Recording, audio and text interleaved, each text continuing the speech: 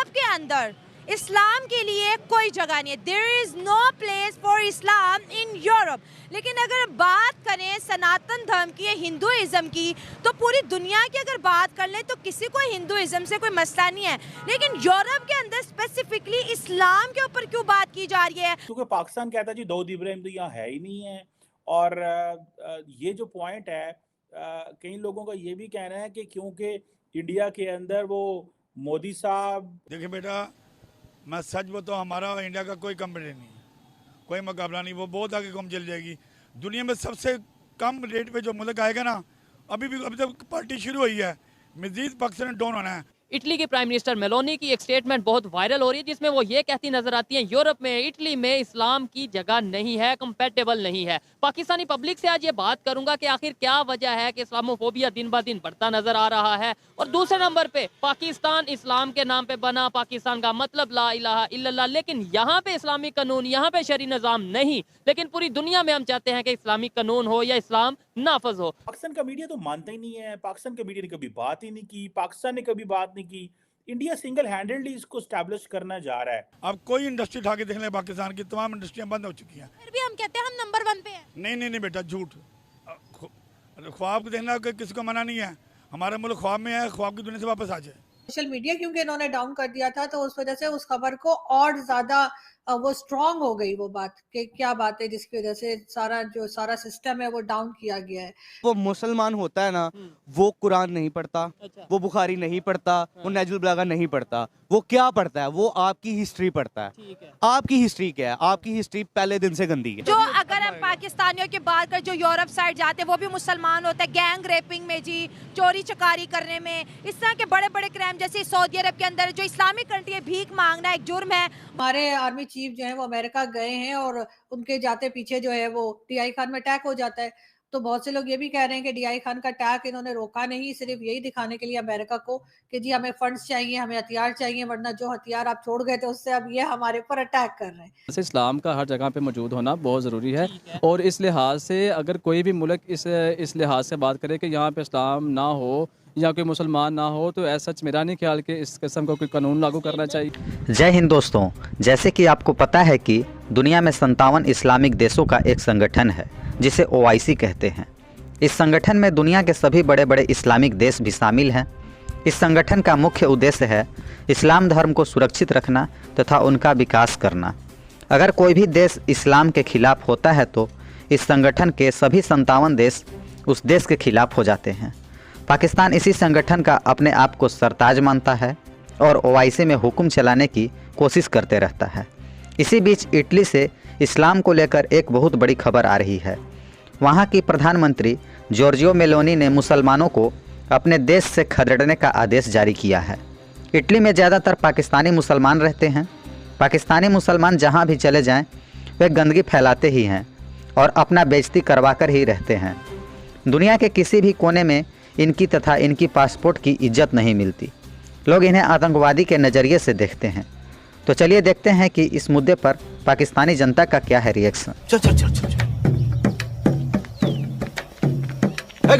Video viral हो रही है जिसमें वो ये कहती नजर आती हैं कि भाई यूरोप में, खास तौर पे इटली की अगर बात करें तो यहाँ पे इस्लाम की जगह नहीं है, कंपेटेबल नहीं है। क्या कहना चाहेंगे उनकी स्टेटमेंट के ऊपर? पाकिस्तान इटली का बोला ना आपने। इटली का सीन इस तरह है कि आप फर्स्ट ऑफ ऑल तो ये है कि कोई भी रियासत, कोई भी जगह, ठीक है, वहाँ पे हर मुल्क में कोई ना कोई मुल्क अपना इंसान ऐसे होते हैं, कुछ ना कुछ रिलीजन ऐसे होते हैं जो वहाँ पे बर्थ पाते हैं, ठीक है। अब इस तरह तो नहीं हो सकता कि इटली में अगर कोई मुस्लिम बच्चा पैदा हो रहा है तो उसको उठा के वो पाकिस्तान भेज दें, तो ये पॉसिबिलिटी नहीं है, ठीक है। अभी अगर वहाँ पर वो बच्चा पैदा हो गया है, उसके पास वहाँ की चीज़ें हैं, वहाँ पे आपकी अपनी वो जिसको क्या कहते हैं नेशनैलिटी है, ठीक है, तो मेरा नहीं ख्याल कि वो कोई स्पेसिफिक जगह सिर्फ मुसलमानों के लिए ही इकट्ठी दी जाए। उनकी स्टेटमेंट का मकसद नहीं समझे। उनका सोच कहने का मतलब ये था कि पाकिस्तान यानी इस्लाम के लोगों की, इस्लामिक लोगों की और यूरोप के लोगों की सोच में फर्क है, ये इकट्ठे शायद रह नहीं सकते। उनका कहने का मकसद ये था, ये तो नहीं था कि भाई चले जाइए। हाँ, नहीं, बिल्कुल ठीक बात की है आपने। वो बिल्कुल नहीं ये चीज़ है कि इकट्ठी सोच नहीं हो सकती, क्योंकि इस्लामिक बंदा हमेशा चाहता है कि वो ज़्यादा से ज़्यादा सरकार के, मतलब कि नबी करीम सल्लल्लाहु अलैहि वसल्लम से उनकी मोहब्बत इतनी ही ज़्यादा है कि वो कहते हैं कि जितने भी दूसरे लोग भी हैं वो भी हमारे साथ अटैच हो जाएं। क्योंकि पाकिस्तान कहता है जी दाऊद इब्राहिम तो यहाँ है ही नहीं है। और ये जो पॉइंट है, कई लोगों का ये भी कहना है कि क्योंकि इंडिया के अंदर वो मोदी साहब को ना कर दी बाइडन ने, तो ये बेसिकली अटेंशन डाइवर्टर लगा दिया उन्होंने और कहा बस ठीक है, अवाम जो है ना इन तरफ चल पड़े। How do you see this? नहीं सर, मुझे नहीं लगता कि कोई टेंशन डाइवर्ट करने की कोशिश है। सबसे पहले तो ये कि कल शाम में जो है एक तरफ तो वो इमरान खान की पॉलिटिकल पार्टी का जो है वो ट्विटर स्पेस पे कुछ चल रहा था इवेंट, ठीक है, वो होस्ट कर रहे थे। उसके साथ ही ये खबर भी निकली, दाऊद इब्राहिम वाली भी सोशल मीडिया की ही खबर है, वहीं पे शुरू हुआ कि उसको किसी ने पॉइजन दे दिया है और उसकी हालत खराब है, उसको हॉस्पिटल ले जाया गया है।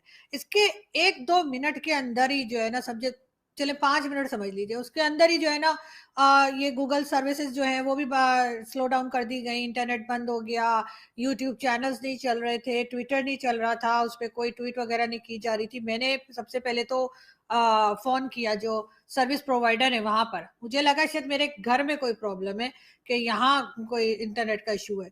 जैसे मैंने वहां पे कॉल किया तो उन्होंने कहा कि वहां पे ऑटोमेटिक उन्होंने वो अपना एक लगा रखा था रिप्लाई कि जी ये सारा सिस्टम डाउन है और आप लोग इंतजार कीजिए, ये वो। तो बस फिर उनसे बात करने की कोई वो थी नहीं, क्योंकि एक लंबी लाइन थी जो उनसे बात करने के लिए लोग बैठे थे। जब उन्होंने अपना एक मैसेज पहले ही लगा रखा था तो फिर मैंने दोबारा से जो है वो खबर को जो है वो वीपीएन लगा के और मैंने ट्विटर को दोबारा चेक किया। फिर मेरी 1-2 लोगों से बात हुई, बल्कि एक वो है 1-2 जर्नलिस्ट हैं इंडिया के भी, उनके मैंने देखे, उन्होंने वीडियो बना दी थी, रोहित शर्मा एक है उन्होंने बनाई थी और एक आध लोगों ने। और फिर ये चीज काफी ज्यादा सोशल मीडिया पर आ रही थी। फिर मैंने भी सोचा चलो मैंने सारी जो भी उस वक्त इंफॉर्मेशन अवेलेबल थी वो जमा करके 1-2 लोगों से बात भी की फोन पे। फिर मैंने वीडियो बनाई, लेकिन वीडियो में भी मैंने कह दिया था कि ये न्यूज़ अभी कंफर्म नहीं है, लेकिन हम कोशिश कर रहे हैं कि न्यूज़ कंफर्म हो जाए। उसके साथ साथ ये बात भी थी कि सोशल मीडिया क्योंकि इन्होंने डाउन कर दिया था तो उस वजह से उस खबर को और ज़्यादा वो स्ट्रांग हो गई वो बात कि क्या बात है जिसकी वजह से सारा सिस्टम है वो डाउन किया गया है। कहीं से गवर्नमेंट की तरफ से या किसी तरफ से कुछ नहीं कहा गया, ये भी नहीं कहा गया कि जी इमरान खान की वजह से, क्योंकि अगर ये बोल देंगे कि इमरान खान की वजह से हमने इंटरनेट को डाउन किया तो भी इनकी बड़ी इंसल्ट होती है लोग। तो इस बात तो ये है कि हमें कोई लोन देने के लिए तैयार नहीं है, कोई लोन देने के लिए तैयार नहीं है। बेटा बात ये है कि हम इस हाल पे खुद पहुंचे हैं। अगर हम लोन ले भी लेते हैं तो हम वो बड़े बड़े झंडे बनाते हैं अपनी इज्जत बनवाने के लिए। IMF से लोन लेके हमने क्या किया, हमने झंडा बनाया इतना बड़ा। बेटा लोन ना दें, सिर्फ मुल्क में रिपीट कर दें और बिजली का रेट कम कर दें इंडस्ट्री के लिए, सिर्फ इंडस्ट्री के लिए, मुल्क खुशहाल हो जाएगा। बेटा क्या करें?